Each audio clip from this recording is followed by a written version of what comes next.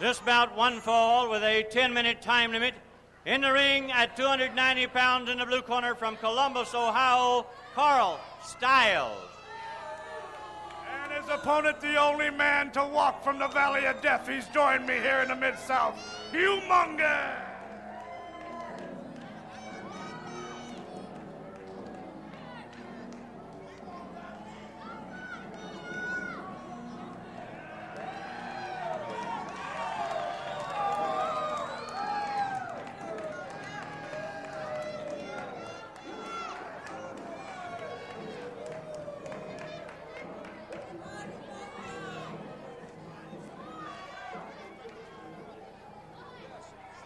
Well, there you have it. Humongous going against Carl Stiles. Carl Fergie, the referee of this match. Humongous pulling off that black executioner's hood underneath a mysterious white mask. Stiles, 290 pounds coming off that rope. Gaining velocity, but he was unable to knock Humongous off his feet. He goes for the body slam. Humongous with a hard forearm across the back. Carl Stiles has not even got out of the blocks against this man. Oh! Chokehold. Carl Fergie warning him, but you got to wonder if it even registers in the brain of Humongous. The man is shrouded in mystery. Sir Oliver Humperdinck has certainly found a phenomenal physical specimen. A vicious wrestler. Body slam.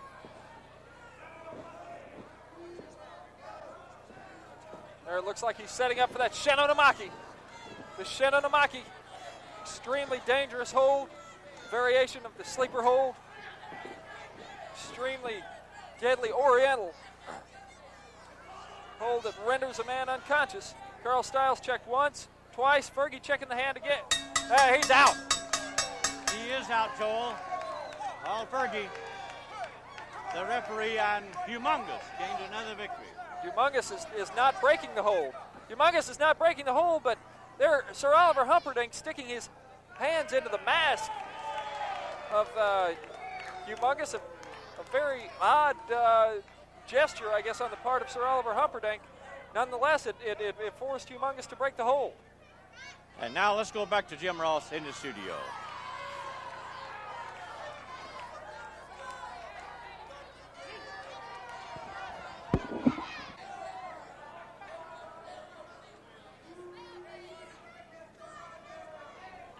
This bout one fall or 10-minute time limit. Corner to my right from Orlando, Florida, Jerry Gray. And across the ring from Chicago in the blue corner, Mike Nichols. Mike Nichols going against Jerry Gray here on Power Professional Wrestling. Tommy Gilbert, the third man in the ring. Mike Nichols from Chicago, Illinois. A lot of great amateur wrestlers out of the state of Illinois. Gilbert readying both men. There's a call for the bell. Jerry Gray, man who was in the Mid-South approximately a year ago.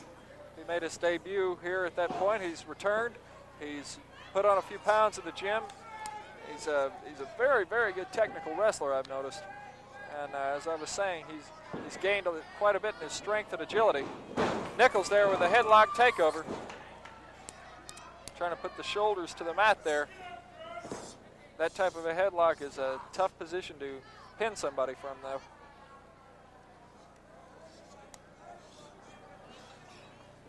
Jerry Gray fires Nichols off into the ropes. A hard shoulder smash.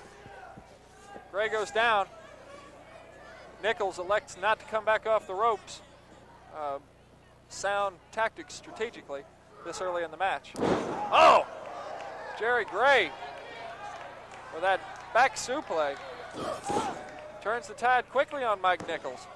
Nichols came out and hit Gray with that shoulder smash, but Gray is now back on the track, it appears. He comes off the ropes.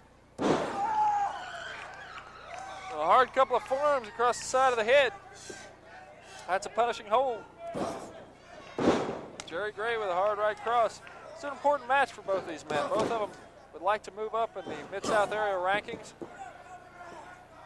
Of course, right here on Power Professional Wrestling. It's one of the greatest places for these two young men to showcase their talents.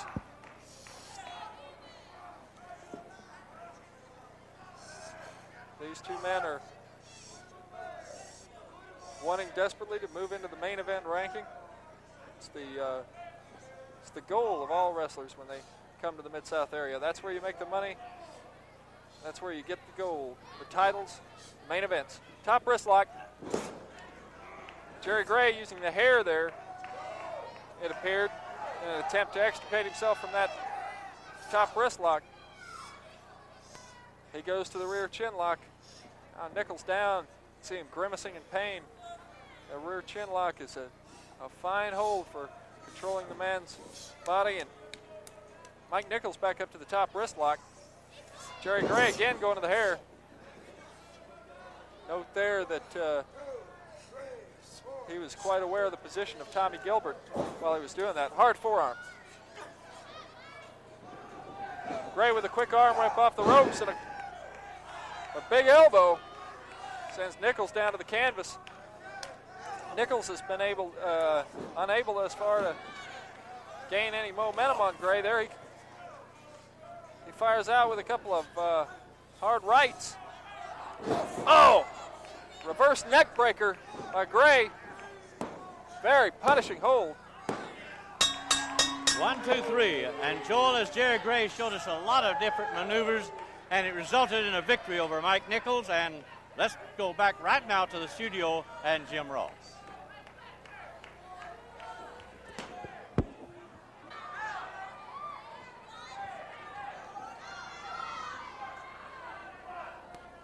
This match, one fall or 10-minute time limit. In the red corner at 275 pounds from Alaska, Mike Scott. And his opponent, 235 pounds. In the blue corner from Tampa, Florida, Al Perez. Your referee, Carl Fergie. Carl Fergie, the referee for this match. Newcomer Al Perez, man who's gaining popularity and status here in the Mid-South. Carl Fergie calling for the bell. Al Perez has skyrocketed up the rankings here in the Mid-South area. He ties up with Mike Scott, and Scott, I'm telling you, you can tell right off the bat that he is a powerful, powerful man.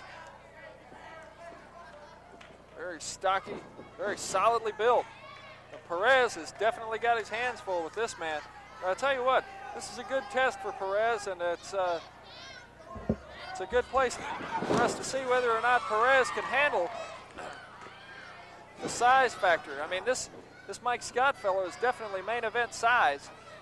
There he goes to attempt a takedown on Perez. Perez there with the short fireman's.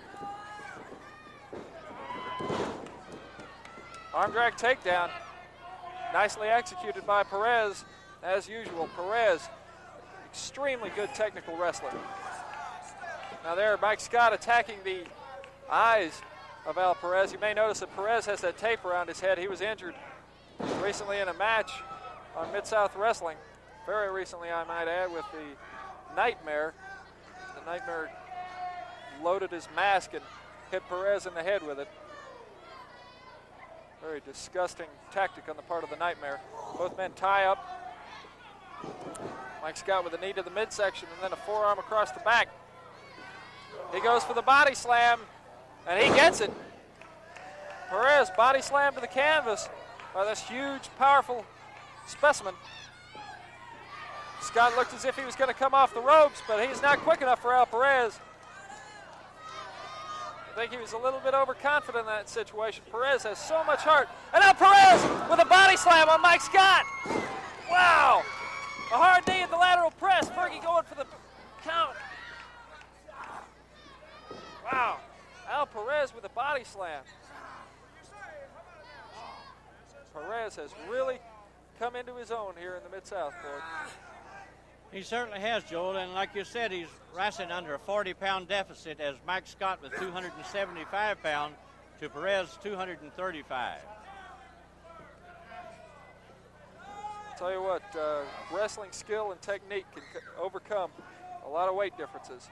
Don't get me wrong, strength is definitely a big advantage in any match and in any case. But Perez is extremely strong for 235 pounds. He's a slim down, trim, in shape 235 pounds. Mike Scott there, a couple of hard forearms. Perez with a kick to the midsection. Whoa, look at that right cross. Perez fires such a hard right cross. I've seen him in some matches up close and next to the ring, and when that right cross hits, brother, you can hear bones crack, snap. It's unbelievable the impact he gets. Belly to back suplex. Belly to back suplex on this huge man. And the victory goes to popular Al Perez from Tampa, Florida, over 275 pounds, Mike Scott. And now, Joel, let's go back to Jim Ross in the studio.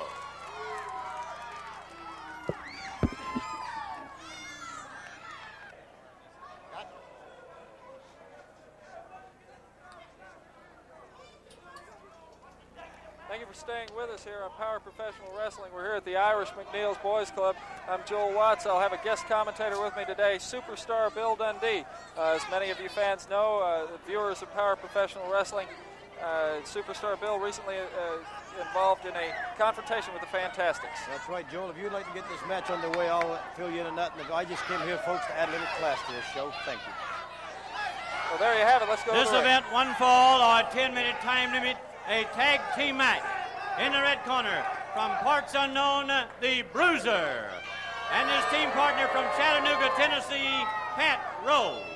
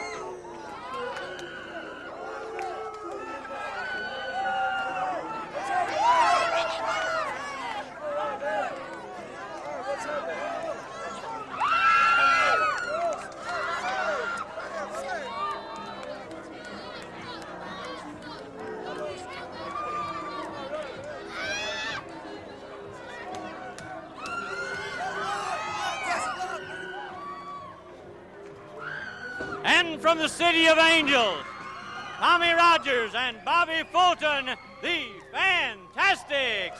Your referee, Tommy Gilbert. It'll be the Fantastics against the Bruiser and Pat Rose. Tommy Gilbert, the fifth man in the ring. This match just about to get underway here on Power Professional Wrestling. You know, Joe, you know why all the little girls jump up and want to kiss the Fantastics? Well, I have a few ideas about why. Well, I'll tell you why. Because Dutch Mantell and myself won't let him kiss me. Now look at this Bobby Fulton here. Now see, he pulled his hair all the way back to the back there, and the referee made him break, which was a normal thing to do, right? Exactly. And now Bobby Fulton, collar and elbow tie-up. Pat Rose goes to the headlock. Now, I'm not going to take nothing off Bobby Fulton and Tommy Rogers. They are very fine athletes, and the whole thing would never have taken place if they had just listened to me. I invented half the stuff that they like to do, and I didn't appreciate him doing it, not as well as I did. Good move by Pat Rose. Well, Bill. Whoa, what a hip toss! What a hip toss! He really sent Pat Rose to the line. Now, you tell me that was fair, Joe Watts. You tell me that was fair. Well, it's a slight infraction of rules, but I tell you what, you know, when you're going all out for the money and then the competition, Fantastics want to move up there and get a shot at those Mid-South Tag Team titles. Oh, yeah, and so does Dirty Dutch Mantell and the Superstar. But we do about it the right way. We are fantastic wrestlers, and we would never think about breaking the rules. Well, back to what you were saying about you inventing some of that, like the strut and some of the tactics that go on in the ring. I've seen some tapes of Jackie Fargo in Tennessee when he was doing it. Bill, I kind of doubt that you invented it.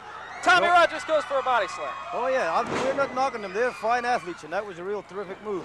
Another good arm drag there, a little unorthodox there, but it wasn't too bad. And getting back to Jackie Fargo, Joel, I'm pleased if you would refrain from using his name, because nobody here knows about him. And I never copied him neither.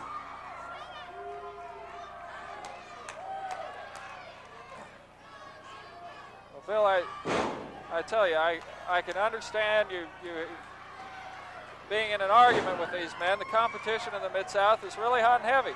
The tempers can flare in a physical situation such as this. Yeah. But what you and Dutch did to the Fantastics with the whip, as we saw here on Power Pro, was totally uncalled for and very, very unnecessary. Well, I don't know if you would say it was unnecessary or not. Sometimes you try to tell somebody, like I tried to tell them to, look at that, see, just so all them little girls would scream. I'd never do that, so they would want to do that. And that's a nice move he has on there. Now, to get back to the first question, I came out real nice and told him not to do it, right? Well, yeah, I've got to agree with you on that point. You did come out and you were very nice to him, but if I recall correctly, you were the one who drew first blood, so to speak. You slapped Bobby Fulton, and Bobby really had no heated discussion with you whatsoever before that point. Whoa, Fulton with a hard right. Yeah, like I keep saying, they're good athletes.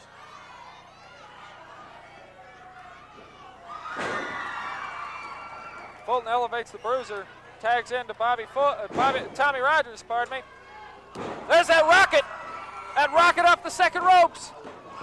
Bobby Fulton with a drop kick, and a victory for the Fantastics. There you see Bobby Fulton doing that Dundee strut. What you're seeing Bobby Fulton do is the Dundee strut. But I gotta agree with you, Joel, they did win. But Bobby Fulton and Tommy Rogers, the Fantastics, the victors in this match.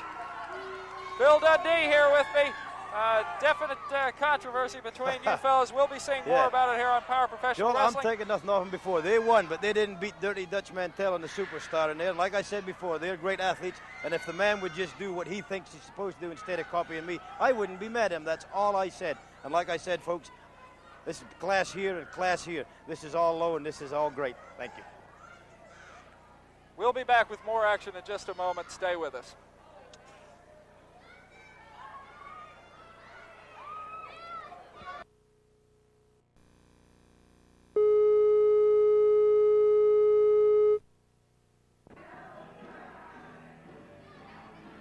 This event, one fall with a 10-minute time limit, a tag team match.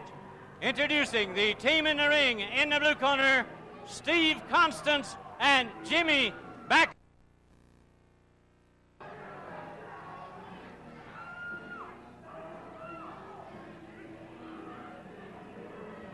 Ladies and gentlemen, I'd like to introduce to you at this time the team that all men in the Mid-South fear deep down in their heart.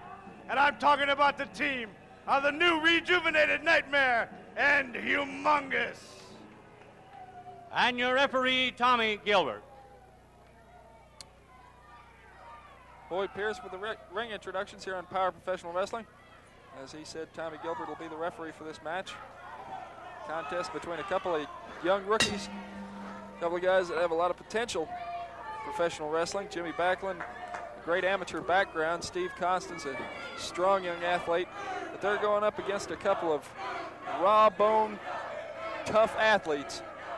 And the Nightmare and Humongous. Constance and the Nightmare kind of testing the water. Collar and elbow tie-up. Constance with a headlock on the Nightmare. Notice that Sir Oliver Humperdinck introduced him as the new rejuvenated Nightmare. Don't know exactly what that means, but the Nightmare is always a force to be reckoned with. And Steve Constance caught him with a hip toss. Nice drop kick. Constance very aggressive there, attacking with that right cross quite quickly on the ropes. But the Nightmare showing that experience and that ring-wise tactical warfare. Manages to quickly switch the momentum. And Steve Constance. And he has taken Constance's face directly to the mat. One thing I've noticed about the Nightmare is he is extremely vicious. I think he's a little bit more mobile too now that he is not wearing that mask. A mask has got to constrict your vision.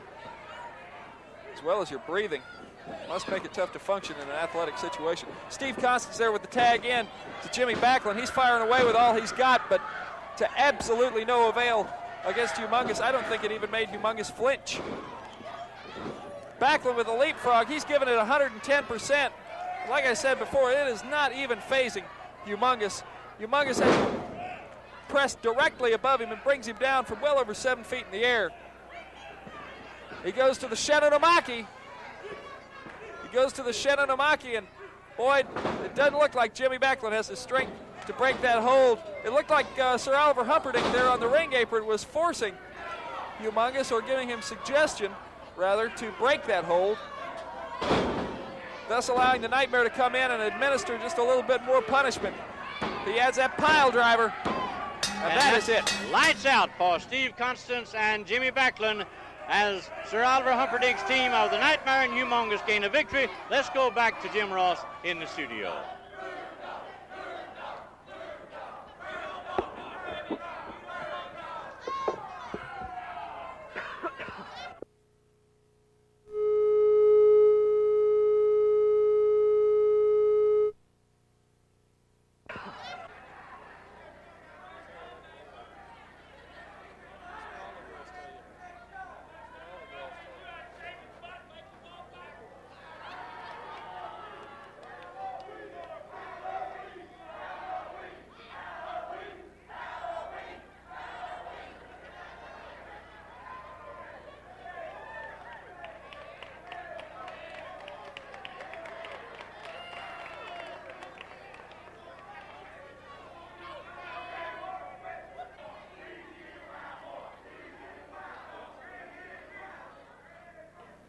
Your next event will be a one-fall or 10-minute match between Rick James and Hot Stuff Eddie Gilbert.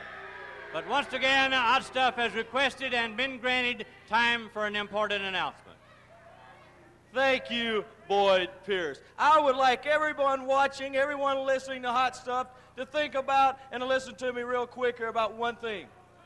You know, I have heard that my contest is becoming not only the greatest contest in wrestling history, but the greatest contest in history itself, in American history in this country. Pretty soon, they'll be putting it in American history books in our schools about Hot Stuff Eddie Gilbert's greatest contest ever and forward. Now, I want to repeat again that I've heard lately that a lot of women have been passing out and fainting at the side of my porch because it's so beautiful and knocking so many women out when they see it, that I want them to grasp hold of themselves here as I unveil the greatest thing in professional wrestling, myself. Make sure you stay back over there, boy. I would like to just show everybody and tell everybody how much mail I'm getting. This is just a sample, Boyd Pierce and everybody watching, of what I've been getting lately. Now, I would like to tell all you women out there that's been writing in, I understand that a lot of you can't read and a lot of you can't write, but that's okay. Now, that's okay, because all you've got to do, and I remember this when I was in school, is take a dictionary, look up the words, and just write it out. But it's okay. And a lot of people have been getting carried away with stuff. They've been writing a little bit longer. Now, just remember, people and women, it's 50 words or less, not 76, not 120, not 2 pages, not 3 pages, because I've got a lot of letters to read, and I can't spend all day on them, which I'd love to. And Boyd Pierce, by the way, I've also been asked another question. How could I give something away that's so expensive to one of my wrestling fans? Well, people, it's very easy.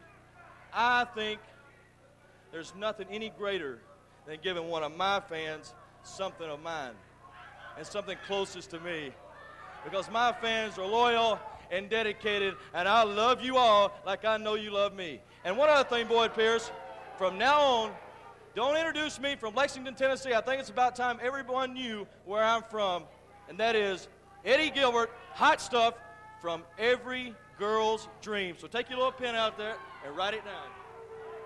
I'll remember that, because everybody has to be from somewhere. Thank you.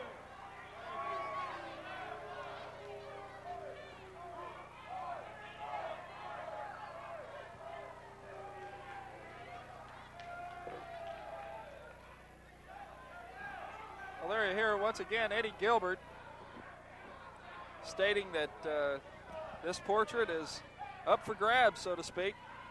All you have to do is write in a letter to Mid-South Sports, 116 West Breckenridge, Bixby, Oklahoma, 74008.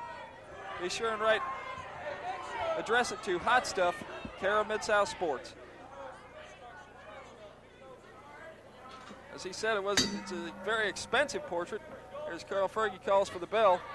This match underway. It's going to be Rick James going against Eddie Gilbert. Collar and elbow tie-up.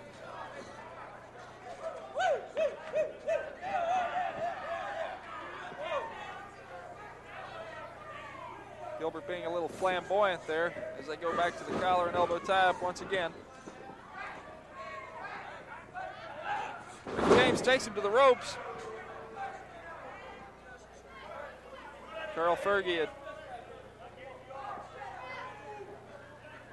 admonishing Eddie Gilbert. Elbow to the head. One thing about Gilbert, he is becoming increasingly more vicious. He's a little bit more cocky, as you can tell, but he's also quite a bit more vicious. I think he's gained an experience just by wrestling here in the Mid-South. He's told me before that he has faced the toughest competition in his wrestling career since he's come here. That seems to be the consensus opinion. Eddie Gilbert there really applying the pressure to that hammerlock. As you can see, he's cranking that arm up past the 90-degree mark. You get up in that area, you're in danger of snapping a man's arm. It's a hold that's used by the military, by the police force, in order to subdue a man. And when you have that hammerlock locked in like that, believe me, it's tough to get up. Oh, a hard elbow. James feeling the sting of the canvas as he tries to get back up. And Gilbert, very tenacious, extremely aggressive, a highly improved wrestler. When he came here, I knew that he had all the technical expertise it took, but maybe not the experience of some of the guys that have been around the Mid-South for a while. He's catching up on him. He seems to feel like he's a little bit better than he actually is. He's letting his mouth overload what he can actually do physically. Boyd, I noticed a lot of the fans there while Gilbert was talking about that portrait were saying that you look better.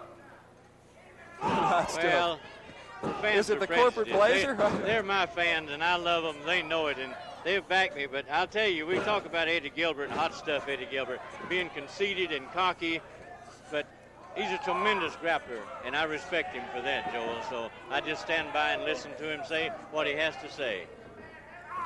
Let me add one other point there, Jim, that the fans of Boyd Pierce are also the wrestling fans around the world. Wrestling fans are the best fans of any sport, in my opinion, anywhere. They'll show up in the driving rainstorms, the hails, the tornadoes. It doesn't matter. They're going to be there, and they support these athletes. And they know that the Mid-South folks are athletes, and they're competing out there 110%. They may not have the flash of the showbiz of some other promotions. There, Rick James, the first aggressive maneuver we've seen him execute thus far. He gained some right crosses, and brother Eddie Gilbert just planted him. He slowed him down in a hurry, Joel. He most certainly did. Gilbert, really impressive. Gilbert takes Rick James to the ropes, using the ropes to his advantage, but very devastatingly. 1, 2, 3. Hot stuff. Eddie Gilbert takes the victory, and we'll return to Jim Ross in the studio.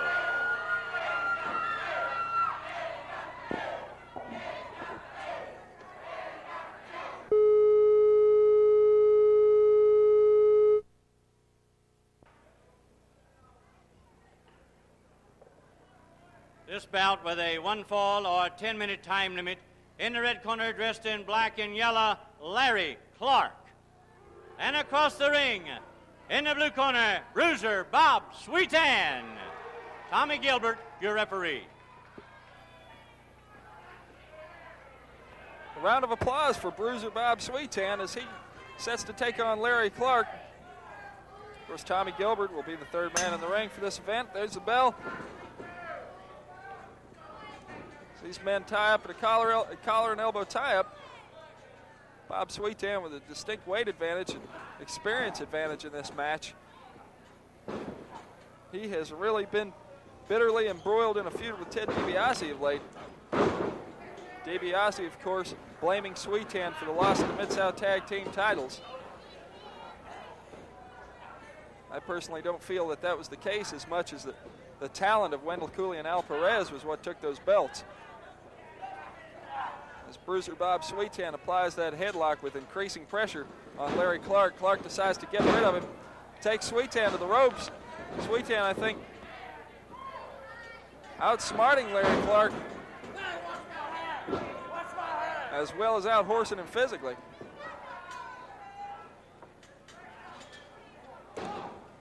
Bob Sweetan kind of reminds me of Dr. Death with his physical style. He's certainly not going to win any beauty contest. He's not going to win any technique contest either, but brother, he gets the job done out there in that squared circle. And that's where it counts. Whoa, there's that knee straight across the neck.